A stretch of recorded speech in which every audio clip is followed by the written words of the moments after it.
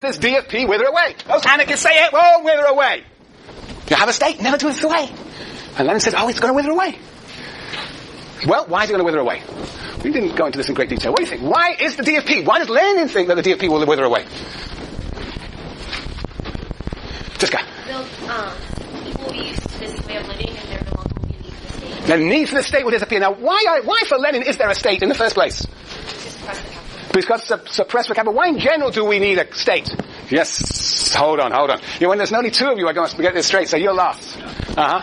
Because there are classes,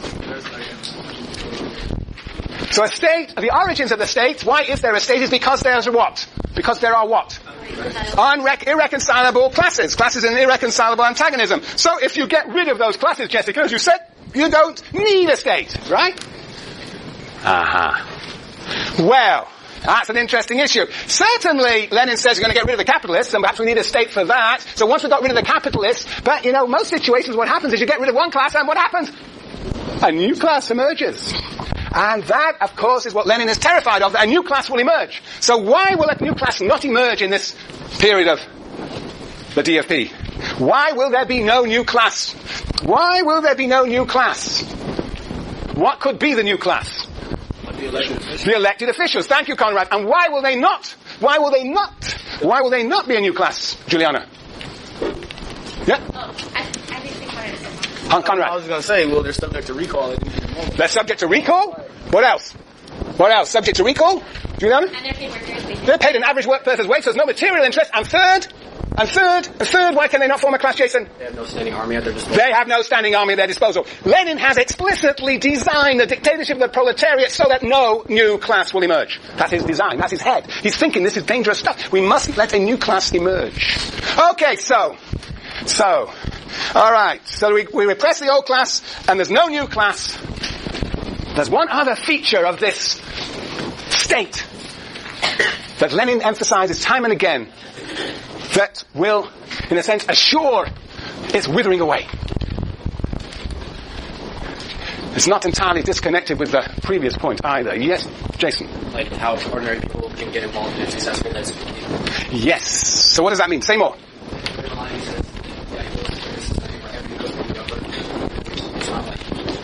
Every cook. He doesn't like cooks. What does he... Alina, what does he say in Russian? What did we... Common housewife. Common housewife is what? Common cook. Yeah, so, common cook. Not illiterate, but common, right? Yes. Common cook. Yeah, so any common cook can be... What's all this? Any common cook can be in the bureaucracy or in the military at any given moment. Yeah? You fancy that position? Yes. Yeah, okay, yes. No, the point is that you don't need any credentials, qualifications, skills. The state functions are going to be reduced to what does he say? He says it's going to be reduced to, he says about 4 or 5 or 6 times in the text. Jason. Accounting and... Oh, perhaps we should read a few pages. I got 341, 345, 366, 382 to 383, and 344. Lauren, can you find any of those for me? What about, 341. Let's start at 341.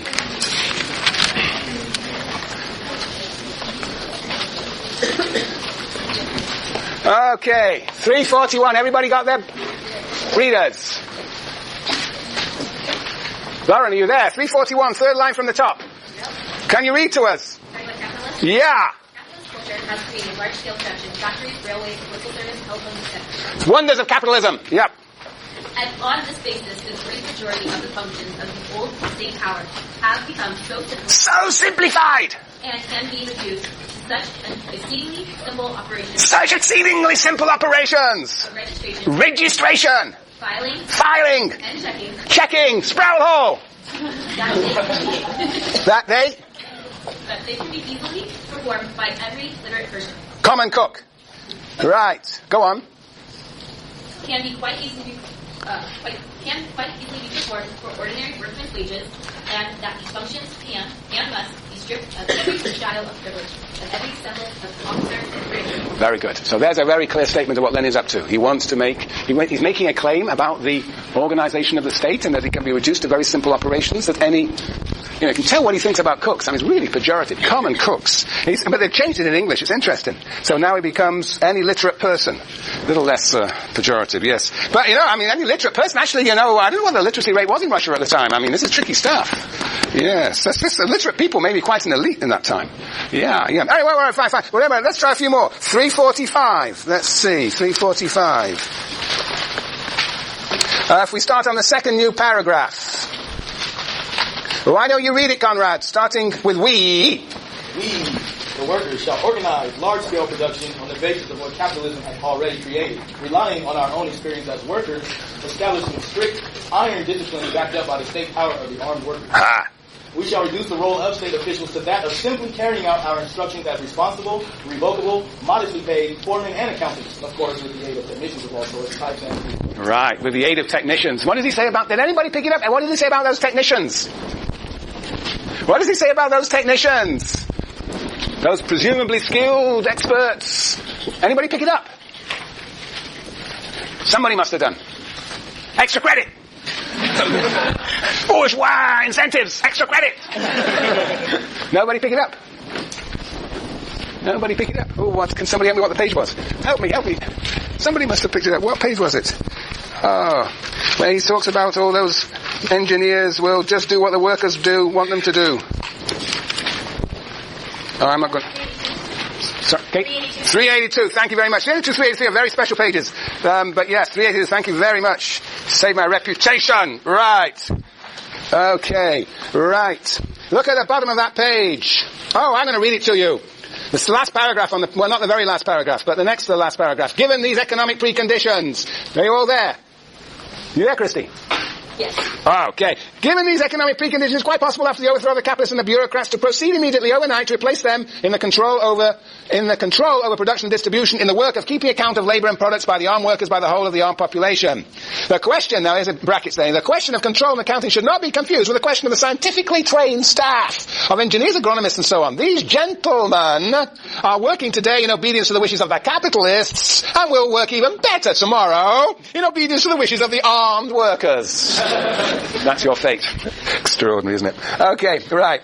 So he has this, he only tucks this story in there. It's a big turnout, a huge issue in Soviet Russia.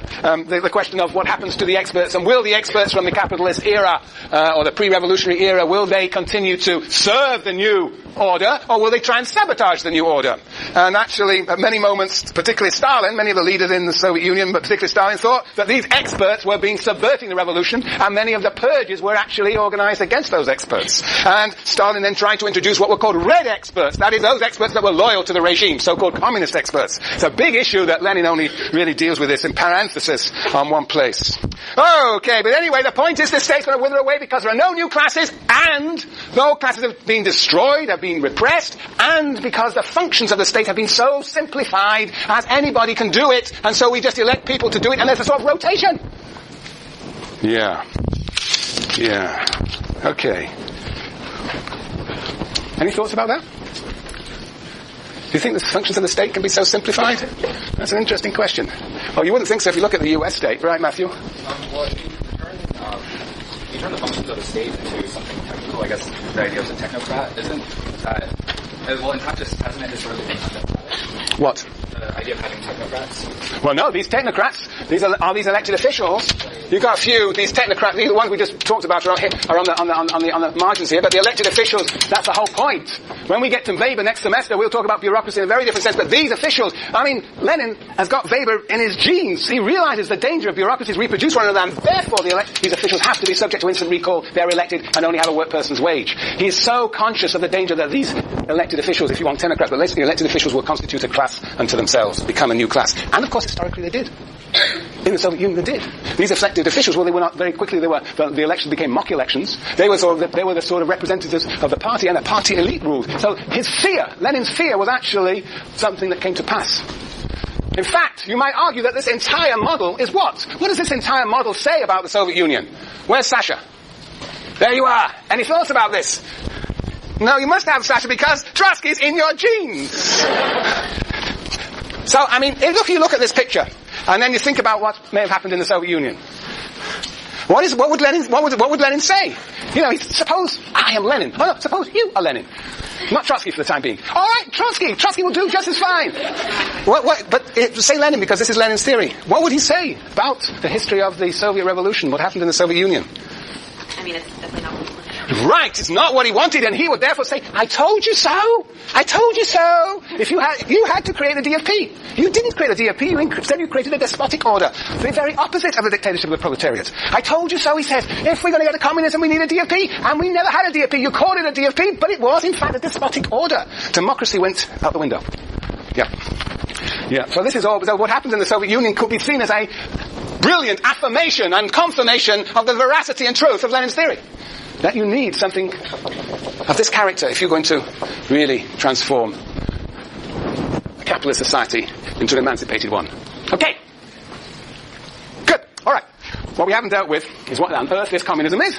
You know, you've been writing all these essays. You all wrote wonderful essays, I know, because I've been looking through them. You all wrote wonderful essays on communism. But you only had how many words? 1,000 words. I mean, many of you couldn't even expend 1,000 words because you knew so little about it, because you're reading Marx and Engels and there's nothing there. It's nothing there. Very little, right, Conrad? It's really difficult to fill those 1,000 words. It is. Yeah. Oh, man. Now the question is, does Lenin tell us anything more about this communism? He tells us a lot about socialism, which sometimes is called the first stage of communism, but does he talk about this thing over here? Tell me, what does he say about communism? What does this text say about communism? Has anybody picked anything up? Anything up? Yes, Lauren. Lauren is between socialism and communism, that under communism, everything will be appropriate according to need as opposed to one's labor. Very good. What's the formula? Yes, from each. Oh. Elizabeth. What, from each according to? Very good. From each according to ability, to each according to need. That's a very, you know, it was on CNN, or where was it?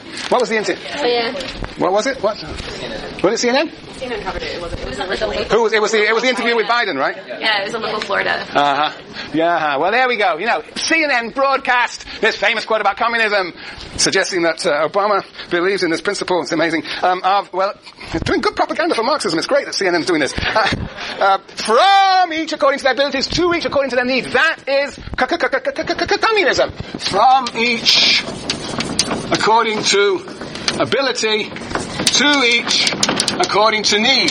What's the formula? According to need. That doesn't make sense. All right. No. I have no space up here. So it's okay. Need, ability. Okay. He gives up ability and gets needs, right? His needs are satisfied and he contributes his ability, or her ability, right? What's the formula for socialism as opposed to communism? Yes, Jessica? He who does not work shall not eat. He who does not work shall not eat. So how would you, from each according to... Yep, there is a from each according to... Yeah, you can just have to interpret that. There are places where he actually says from each according to their... From each according to their... Ability. To each according to their... No. No. From each according to their ability. To each according to their... No, that's communism. You're just parroting what I'm saying. No, come on. Think. From each... This is socialism. She had it. You just misheard it. Said to each according to their labor. Oh, who said it? Lauren, thank you very much. My apologies. Okay. Right, from each according to their ability, to each according to their labor. All right. They contribute their labor, they contribute their ability, and they get according to their labor. I suppose you could say they get according to their ability, but it's their contribution in labor terms. They're not rewarded, therefore, according to their needs, but labor. And that's why you have this inequality in socialism. Alright, so that's very good. That's one thing we know about communism. There's this formula that people are rewarded. Basically, they get what they need to develop their multifaceted character and personality, and they contribute according to their abilities. A wonderful world indeed. What else do we know about communism? Annie? Say it again. A new stock of human beings. Where does he say that? 380. Where on 380? First paragraph. Ignorance. Yes.